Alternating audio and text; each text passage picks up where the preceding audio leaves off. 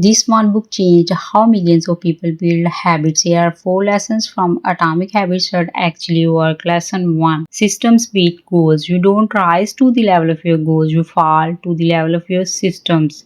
A goal is where you want to go. A system is what gets you there daily. Fix your system and the goal takes care of itself. Lesson 2. Make it obvious.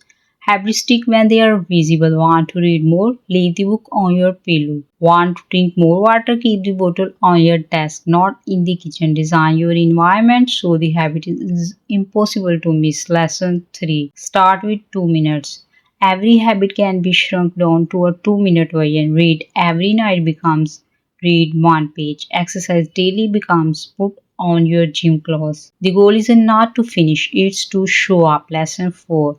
Identity drives behavior. Don't say I am trying to quit smoking. Say I am not a smoker. Every action is a vote for the person you want to become. Change your identity first and the habit follows naturally. Today actionable takeaway bucket message. Pick one habit you have been avoiding, shrink it to 2-minute version.